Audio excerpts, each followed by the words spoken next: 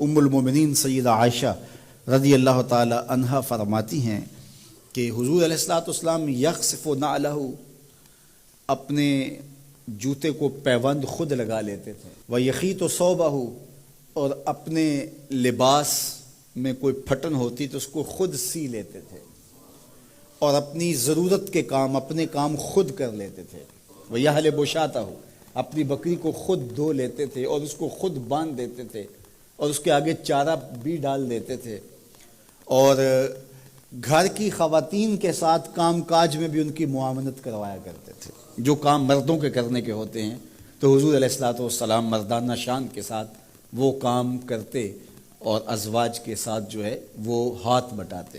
ام المومنین فرماتی ہیں گھر ہوتے تو ہمارے ساتھ کام کاج میں حضور ہماری مدد فرماتے، اور جو ہی اذان ہوتی تو حضور جلدی سے مسجد میں تشریف لے جاتے۔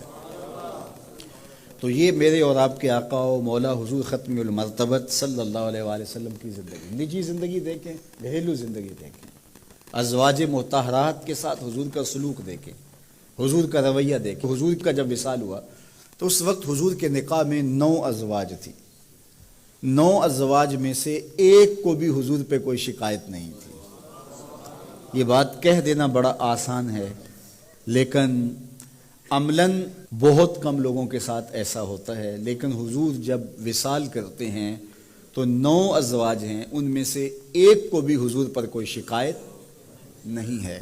حضور علیہ الصلوۃ والسلام جب گھر آتے تھے تو خواتین کے مزاج کے مطابق ان کی دلجوئی کے لیے حضور گفتگو فرماتے، اور جب باہر جاتے تو جو صفہ کے چبوترے کے اوپر بیٹھ کے حضور کا انتظار کر رہے ہوتے تو ان کے سامنے علمی منہ شگافیاں اور علمی باتیں ان کے سامنے رکھتے، ان کی ضرورت کو پورا کرتے، اور مسجد سے باہر نکلتے تو آگے بچے کھیل رہے ہوتے تو حضور علیہ الصلوۃ والسلام یوں بیٹھ جاتے اور بچوں کو کہتے کہ یوں قطار میں کھڑے ہو جاؤ اور دوڑ کے آ کے میرے سینے لگو، جو سب سے پہلے لگے گا اس کو میں یہ انعام دوں گا۔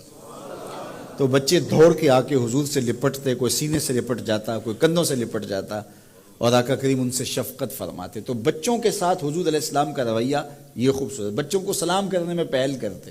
تو یہ میرے حضور کا دیا ہوا نظام ہے۔ یا کل مع خادم، حضور نوکر کے ساتھ کھانا کھانے بیٹھ جاتے تھے۔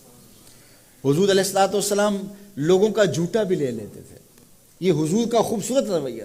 تو یہ تھا حضور کی سیرت کا وہ جمال اور حضور کی سیرت کا وہ رنگ۔ آپ اپنے ساتھیوں کو ترجیح دیں، پہلے ان کو پیش کریں اور ان کے ساتھ بیٹھ کے کھائیں، ان کا جوٹا لیں۔ مومن کے جوٹے میں شفا رکھی گئی ہے، تو یہ مسئلہ اوروں کے لیے نہیں ہے کہ پیر صاحب کے جوٹے میں شفا ہے، مرید صاحب کے جوٹے میں بھی شفا ہے۔ جب مومن ہے، جب کلمہ حضور کا وہ بھی پڑھتا ہے تو اس کے جوٹے میں بھی شفا ہے، چاہے وہ مزدور ہے، چاہے وہ غریب ہے، لیکن اس کے جوٹے میں بھی شفا رکھی گئی ہے۔ تو جب سور المومن، مومن کے جوٹے میں شفا ہے تو وہ مومن جہاں بھی ہوگا، جہاں بھی ایمان پایا جائے گا، اس کے جوٹے کے اندر شفا ہوگی۔ تو حضور نے 71 آدمیوں کا جوٹا لیا، کونین کا سردار ہو کے، اللہ اکبر، عرشوں کا راہی ہو کے، نبیوں کا سردار ہو کے، شہنشاہوں کا شہنشاہ ہو کے 71 آدمیوں کا جوٹا لے رہے ہیں۔ تو یہ حضور کی سیرت کے رنگ ہیں۔ تو آقا کریم علیہ الصلوۃ والسلام کا بتایا ہوا طریقہ، حضور کا طرز زندگی ہم اختیار کریں۔ تو اپنے کام خود کرتے تھے، اور جب حضور کسی مجلس میں ہوتے تو مختلف لوگ مختلف کاموں میں ہوتے تو حضور الگ نہ بیٹھے رہتے، حضور بھی کسی کام میں شامل ہوتے۔ ایک سفر پہ جب پڑاؤ ہوا تو کوئی جانور ذبح کرنے لگا، اور کوئی چولہا سیدھا کرنے لگا، اور کوئی اور کام کرنے لگا، تو حضور بھی ایک سمت چل دیے۔ تو لوگوں نے کہا حضرت آپ کدھر جا رہے ہیں؟ فرمایا علیہ جم الحطب، میں لکڑیاں اکٹھی کر کے لاتا ہوں۔ تو عرض کی حضور ہم کس لیے، ہم نوکر ہیں آپ کے۔ تو حضور نے فرمایا میں یہ پسند نہیں کرتا کہ لوگ کام کریں اور میں معتبر بن کے بیٹھا رہوں۔